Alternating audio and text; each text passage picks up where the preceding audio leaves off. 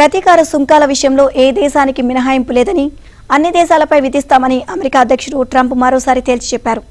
April 2 liberation day నుంచి అన్ని దేశాలపై టారిఫ్లు విధించడం ఖాయమన్నారు.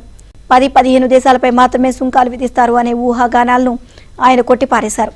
అమెరికా పూర్వ వైభవం పొందాలంటే తమతో ప్రత్యక్షంగా పరోక్షంగా వాణిజ్యంగా జరిపే అన్ని దేశాలపై సుంకాలు విధించాల్సిందేనని, ఏం జరుగుతుందో చూద్దామని చెప్పుకొచ్చారు.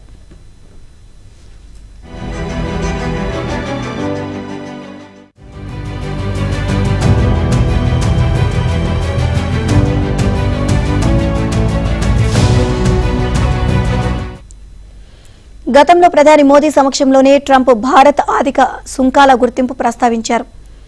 మోదీజీ, మీతో ఎంత దోస్తాన ఉన్నా మీరు కూడా మా వస్తువులపై సుంకాలు తగ్గించాల్సింది, లేకపోతే మీ దేశ ఉత్పత్తులపైన అదే స్థాయిలో సుంకాలు తప్పవు అని ట్రంప్ మోదీకి అప్పట్లోనే తేల్చి చెప్పారు.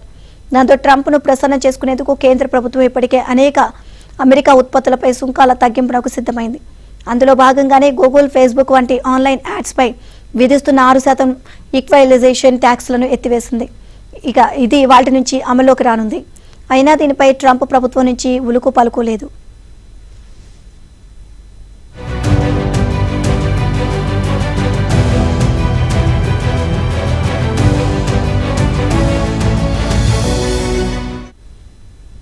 ఏప్రిల్ 2న ప్రకటించే పరస్పర సుంకాల దేశాల జాబితాలో మన దేశం పేరు ఉంటుందా లేదా అని అటు ప్రభుత్వం, ఇటు పరిశ్రమ వర్గాలు ఆందోళన చెందుతున్నాయి.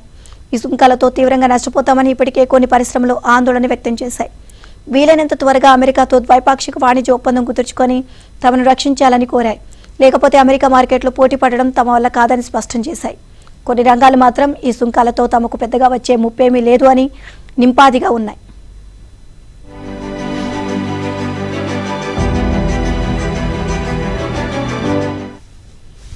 మరోవైపు ట్రంప్ ప్రతీకార సుంకాల దేశాల జాబితా ప్రకటిస్తారా లేక వాయిదా వేస్తారా అనేది ఇప్పుడు పెద్ద ప్రశ్నగా మారింది.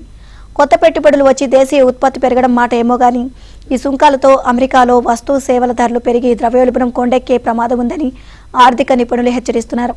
దీంతో మిత్ర దేశాలకు మాత్రం కొద్దిగా విరామం ఇచ్చి చైనాపై మాత్రం భారీగా సుంకాల భారం మోపే అవకాశం ఉందని మార్కెట్ వర్గాలు అంచనా వేస్తున్నాయి.